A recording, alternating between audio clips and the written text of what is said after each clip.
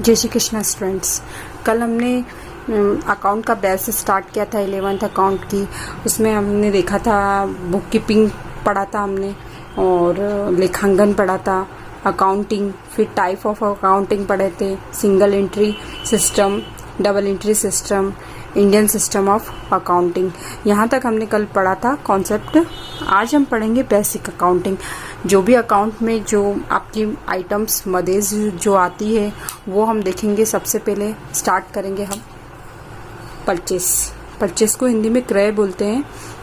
यह माल को गुड्स बोलते हैं जो पुनः विक्रय के लिए क्रय किया जाता है। वह माल जो पुनः विक्रय के लिए क्रय किया जाता है।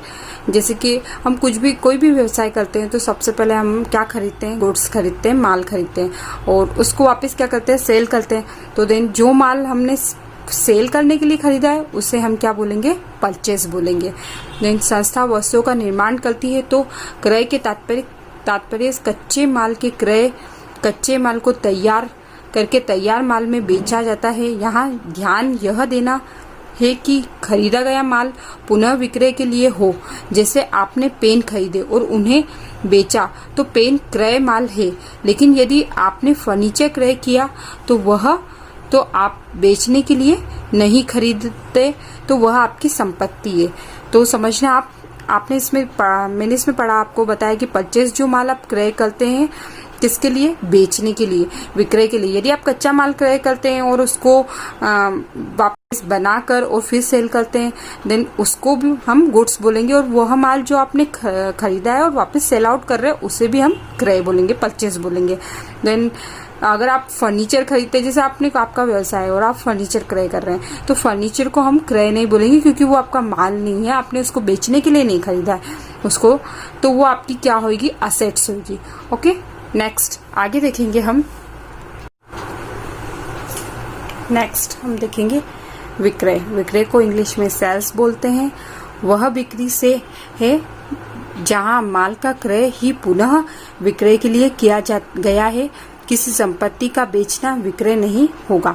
मतलब विक्रय तो आप समझ गए, सेल। जो माल को हम बेचते हैं उसको सेल बोलते हैं, खरीदते हैं उसको परचेस बोलते हैं, और बेचते हैं उसको सेल बोलते हैं। लेकिन अगर यदि हम संपत्ति बेच रहे हैं तो वह अपने विक्रय के अंतर्गत नहीं आएगा। क्यों? क्योंकि वो तो संपत्ति और उसको आपने सेल आउट किया तो उसमें आपने कोई प्रॉफिट कमाने के लिए तो सेल आउट नहीं किया। हाँ, यदि आप फर्नीचर का ही व्यवसाय कर रहे हैं और उसको बेच रहे हैं तो वो आपकी सेल है। नेक्स्ट आगे देखेंगे। परचेस हो गया आपका, सेल्स हो गया आपका। अब आएगा परचेस रिटर्न।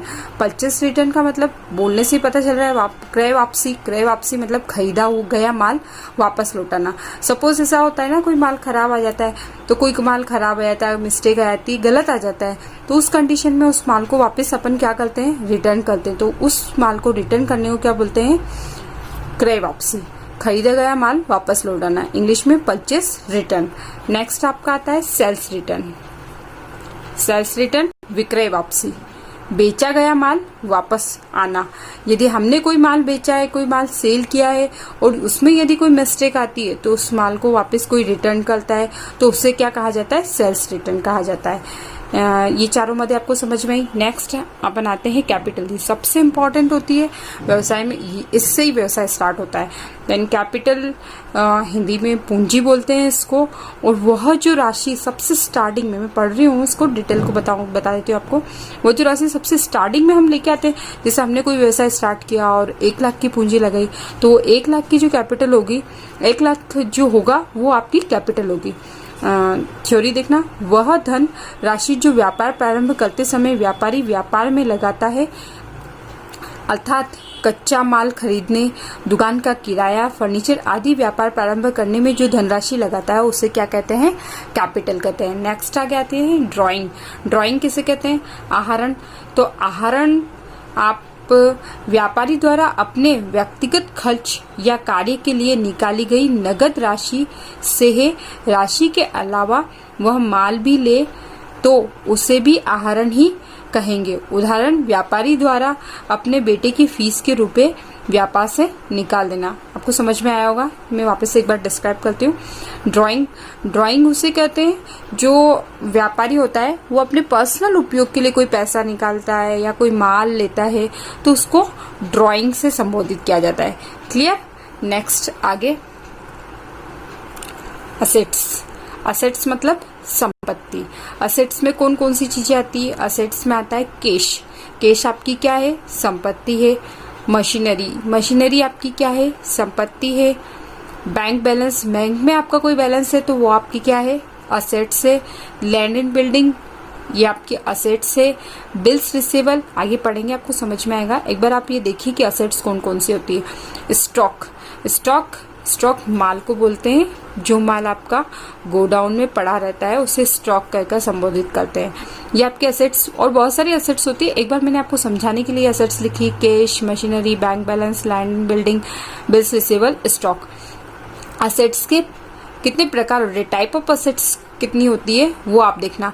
असेट्स बहुत तरह से होती है, 3 तरह से होती है। देखिए आप, स्थायी संपत्ति, फिक्स असेट्स लंबे समय तक लगातार उपयोग हेतु रखा जाता है, उसे फिक्स असेट्स कहते हैं। जैसे कि आप व्यवसाय स्टार्ट कर रहे हैं तो आपने कोई जमीन खरीदी है या आपने मशीनरी खरीदी है या फर्नीचर खरीदा है या कोई व्हीकल खरीदा है तो वो आपकी क्या होगी? फिक्स असेट्स होगी। उसको आप जैसे यूं नहीं कि बार बार खरीदते हैं, वो एक बार खरीद ली तो वो लंबे समय तक चलेगी आपकी। तो लैंड, जैसे for example land and building, plant and machinery, furniture, motor car etcetera. Next आपकी आती है स्थायी संपत्ति के बाद में आती है आपकी चालू संपत्ति। चालू संपत्ति किसको बोलते हैं? करंट असेट्स वो होती है जो ऐसी संपत्ति जो 1 वर्ष के भीतर नगद में परिवर्तित कर लिया जाए। ऐसी संपत्ति कार्यशील व तरल संपत्ति भी कहा जाता है। इसको समझना, मैं आपको समझाती हूँ। जो करंट असेट्स, जैसे फिक्स असेट्स होती है, फिक्स असेट तो अपन एक बार खरीद ली फिर 8-10 साल देखने की जरूरत नहीं। लेकिन करंट असेट्स होती है चालू संपत्ति, जो अपने को बार बार व्यापार में 1 साल में वो वापस कैश होती रहती है और वापस उससे हम कुछ भी इन्वेस्टमेंट करते रहते हैं, तो वो करंट असेट्स होती है। जैसे स्टॉक ऐसे ही है, बार बार खरीदना पड़ता है। आपका स्टॉक खत्म हो गया तो आप वापस लेके आएंगे। नेक्स्ट स्टॉक माल है ना। डेटर्स में आगे पढ़ेंगे, मैं एक बार बता रही हूँ। डेटर्स मतलब होता है देनदार, आपके देने वाले। बिल्स रिसीवेबल, प्रीपेड, ये सब चीजें आपको अभी पता नहीं होगी, मैं आगे आपको अच्छे से समझाऊंगी। एक बार आप फिलअप जो किया है मैंने उसको देखें, जिसका लाभ आगे मिलेगा। Prepaid. Next bank balance, cash, तरल संपत्ति होता है। बैंक में जो बैलेंस है, जो कैश होती है, कैश को आप फिक्स असेट्स नहीं बोल सकते क्योंकि कैश तो आपकी कम ज्यादा होती रहती है। आप माल खरीदते हैं या किसी को देते हैं या लेते हैं। नेक्स्ट है आपका अदृश्य संपत्ति। मैंने आपको बताई, एक तो बताई फिक्स असेट बताई, एक करंट असेट बताई, एक अदृश्य संपत्ति। अदृश्य संपत्ति वो होती है ऐसी संपत्ति जो भौतिक रूप से दिखाई नहीं देती लेकिन वो होती है। For example goodwill, copyrights, patent. Goodwill मैं आपको बताती हूँ, गुडविल आपको अभी समझना जरूरी है। गुडविल जो होती है, जैसे आपका व्यवसाय है, जैसे एक तो होता है व्यवसाय जो अभी स्टार्ट किया है, एक होता है 10 साल पहले से वो व्यवसाय चल रहा है, वो बिजनेस चल रहा है, तो उसकी जो गुडविल होती है कि भैया उसको पर्टिकुलर ये कि उसकी तो इतनी सेलिंग होगी, उसको तो इतना स्टॉक रखना ही है। जैसे उसका 1 लाख का टर्नओवर है या 2 लाख का टर्नओवर, लेकिन आपने जो नया स्टार्ट किया है तो आपको देखना पड़ेगा यार कि यार कितनी सेलिंग होती है। एटलीस्ट आपकी कोई गुडविल नहीं, कोई पेट नहीं है आपकी पहले से कि भैया इतने कस्टमर तो आएंगे, चलो जो आए वो ठीक है। तो इस तरह से जो 10 साल से जो व्यवसाय चलता है उसकी पेट होती है कि यार अपन नहीं इसकी शॉप पे जाते हैं, ये बहुत अच्छा माल देता है, वो उसकी गुडविल होती है जिससे लोग उसके पास जाते हैं। नेक्स्ट आती है काल्पनिक असेट्स। काल्पनिक असेट जिसका कोई भौतिक अस्तित्व नहीं होता है फिर भी पुस्तकों में दिखाया जाता है, ऐसे काल्पनिक असेट्स। जो गुडविल यहाँ पे बताई थी अदृश्य होती है, वही क्या होती है? काल्पनिक असेट्स भी होती है। वो भी दिखती नहीं है। अब गुडविल को आप देख सकते हो क्या? नहीं देख सकते हो कि आपके इतना टर्नओवर होता है, ये चीज ठीक है, लेकिन आप इसको देख नहीं सकते कि गुडविल इतनी है आपकी। लेकिन आप यदि कोई व्यवसाय बेचते हो तो आप ये चीज तो बोलोगे 10 साल से मेरा व्यवसाय चल रहा है, ये मेरी पेट है, तो उसको क्या बोलेंगे आप? गुडविल बोलेंगे। नेक्स्ट आपका आता है, जैसे मैंने आपको असेट्स बताई वैसे आपके प्राप्तियां होती है रिसीवेबल होते हैं। रिसीवेबल किसको बोलते हैं, देखना, व्यापार को प्राप्त होने वाली प्राप्तियों से है। उदाहरण, हमने ग्राहक को उधार माल बेचा तो वह व्यापार का देनदार होगा। क्या होगा, देनदार होगा, डेटर्स होगा। और यदि ग्राहक ने अपने बकाया के लिए बिल स्वीकार किया है, मतलब वो उसका बाकी है तो वो उसके बदले में बिल स्वीकार करता है कि हाँ मैं आपको 2 महीने में 1 महीने में दे दूंगा, तो यह व्यापार के लिए प्राप्त बिल होगा, बिल रिसीवेबल होगा। प्राप्त बिल को बिल रिसीवेबल बोलते हैं और इसको देनदार को डेटर्स बोलते हैं।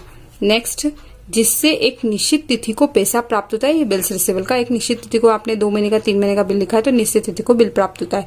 आज हमने ओके स्टूडेंट, नेक्स्ट आगे पढ़ेंगे। आज हमने असेट्स पढ़ी है आपकी सारी, और purchase return, sales returns, debtors पढ़े। Okay, next